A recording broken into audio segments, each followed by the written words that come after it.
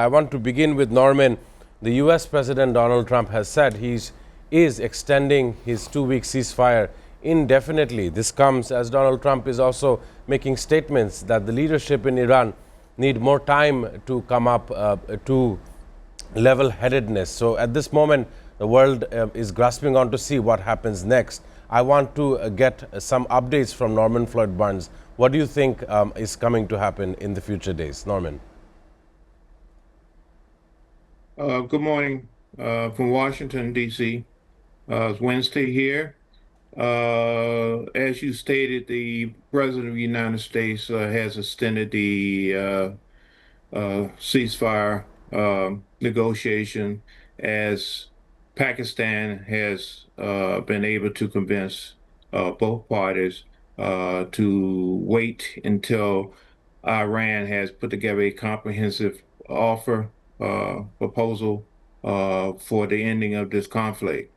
So we do not know how long that's going to take. He used the word indefinitely, so it may take some time. And in the meantime, we are still dealing with the Strait. The Strait is now we had, I believe, a second cargo ship that was tanker that was fired upon. We do not know is Iranian or whoever, but it was fired upon, and the ship is stopped in the strait right now. So, with that said, we are waiting to see exactly how this thing is going to pan out. I mean, I said we, the world is waiting. Uh, Cost of everything is rising. The cost of making clothes, the cost of petroleum, the cost of gasoline, the cost of doing business, and many people are losing their jobs because they do not have the rare resources necessary coming from that area to allow them to uh, retain their employment. So right now we at this stand we're off this situation. We do not know what the talks is going to be. Today, like I said, is early in the morning. What is Washington plans? And the only thing I do know right now is basically Pakistan is working very diligently on trying to find a solution to this conflict. And at the same time, there's still talk about more aggression, more attacks uh, in the Gulf region to the states. So this is bringing the Gulf states to a point where they are very unstable, very concerned about doing business, and they're looking at other alternatives of how that we can do trade, commerce, and even the currency is looking at. The UAE is talking to the United States about looking at getting funds because they can't get their money to move the way they need to be. So right now we are still in the state of wait and see. Nothing has changed from yesterday. There's no talks. There's no additional attacks planned by the United States, even though they are staged. And Iran is stating that we we are going to respond to any type of provocation by the United States. So right now we're looking at two parties, two countries looking at each other, stating that we are not backing down and we are ready to accelerate the situation to the next level if necessary. The international rules for the sea and how it is being violated because of the tensions between US and Iran. One of the conditions for the second round of talk was to lift the naval blockade the US military is now seen in. I want to get a vibe from you, a gist from you. How do you see this international piracy going on? And this time around, this specific case was in the Indian Ocean, Norman. Yes, you have just seen, just you mentioning the situation regarding the piracy, the seizing of ships, the tracking of assets emanating from Iran. In this case, we have oil reserves scheduled to be sent directed to China. Uh, So we are witnessing and seeing that the United States is now going global regarding the tracking, the monitoring, the seizure of assets from Iran.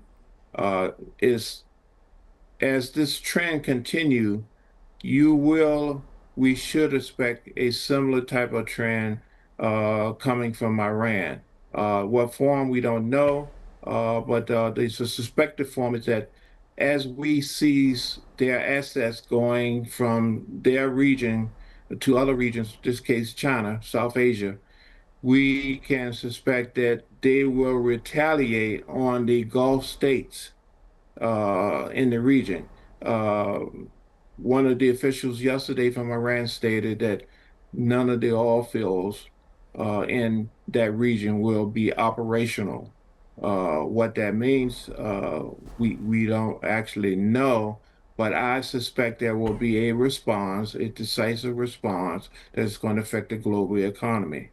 Uh, so what we are witnessing is now an escalation from this region is now going to the Indian Ocean. So we do not know, but I would not be surprised if Iran have a similar response to another part of our economy, other parts of the world. We don't know it's going to be the Western, that region or whatever, but the first stop will be more impact on the economic flow from the region. The Gulf states, I suspect, is going to feel a response from Iran regarding this. And right now, the oil is the big thing right now. The petrol, the oil has to flow around the world. And Iran feel like they have the power to implement a stoppage of that,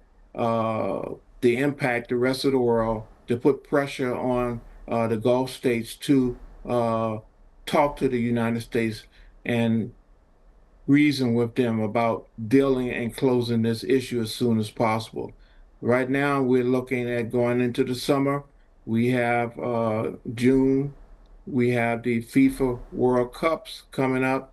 Uh, Yesterday, there was an incident in Mexico, outside of Mexico City at the Pyramids, where there was a shooter, a mass shooter, who killed one person and injured 13 other people. Uh, this type of situation is not good. I suspect, like I say, the World Cup is coming up. This is a major global event. These things will bleed over to that, if not impacted that. I suspect there are plans to basically disrupt that, particularly with the United States, uh, Mexico, Canada, these type of situations, a response from that region as a result of what we're doing in the Middle East. So that is coming up. I see that we're gonna have more problems, not just in the Strait area, but I'm looking at globally. As we move towards seizing the assets from Iran, Iran will have an impact on our economy and the way we live and things that we are planning, and it will be on a global scale. So all of this is to put pressure on the United States to basically back off, relieve sanction, and to close this thing. But if we go on through the end of the month, I suspect there will be some type of global impact as a result of our actions in that region.